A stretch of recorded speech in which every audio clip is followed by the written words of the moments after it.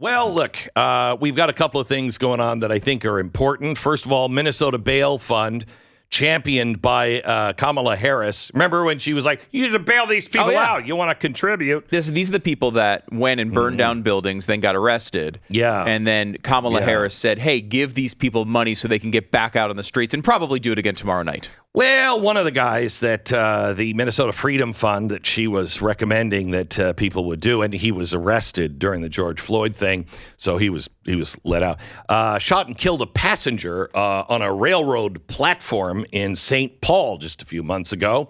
But, no big deal. Freedom Fund executive directors defended their group's decision to post the bail in a statement on Thursday. It said, it is neither just nor effective to respond to violence by denying bail and preemptively punishing people who are disproportionately poor, black, brown, and indigenous. See, when you've been arrested, we're not preemptively punishing you. No, we're not. See, that means we're doing something in advance of your crime. Yeah. The arrest happens after your crime. You're asking in advance of a second crime that wound up being committed. Okay, well, by the way, I do hope we will be seeing that story, that timeline, told in a nice, condensed way in a bunch of political ads going into 2022. No, don't think so. I do hope the Republicans do remember all of this and make sure they highlight that quite clearly, the victim of that crime. Yeah. So that people remember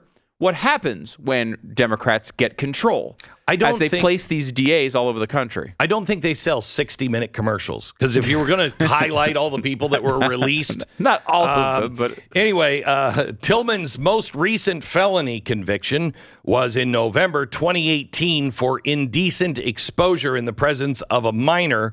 Don't worry, he had 7 prior counts of indecent exposure at the time, but this is one of those good people that needed to be released by Kamala. He's not the first person to commit murder after being bailed out by Freedom Fund. The group also freed a man charged with domestic abuse last year. And then just a couple of weeks ago, he murdered another man in a road rage incident. So we got that going. Oh, by the way, Minneapolis has the highest number of homicides last year since the 1990s. So I think we're all going in the right direction. Oh my gosh. How do our friends not see this? How do people not see this? Everything that they have touted has been an unmitigated disaster and has led us to where we are today. What am I missing? By the way, if you're a Democrat or used to be a Democrat or whatever, I'd love to hear from you.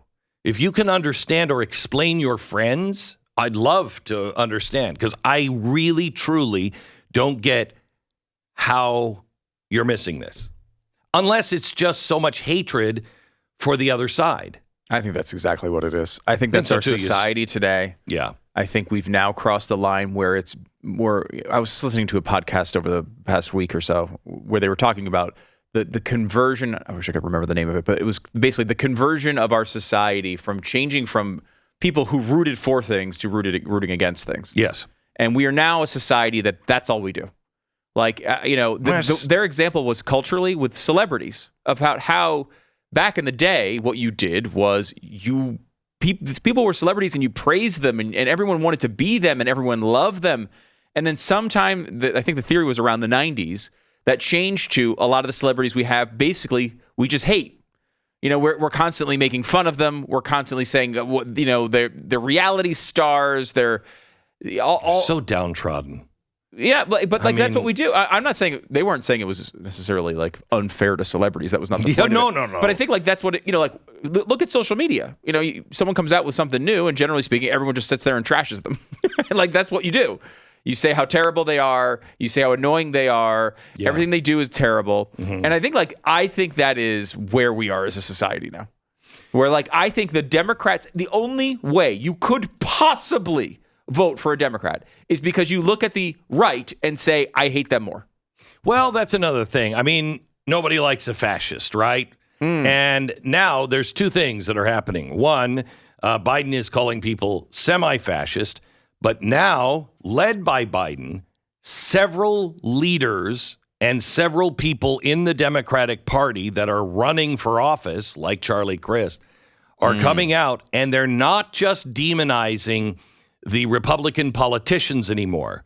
They are now demonizing Republican voters.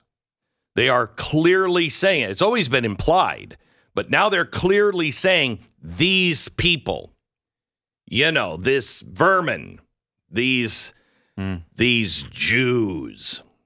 Just replace Republican and Jews. They're interchangeable at this point.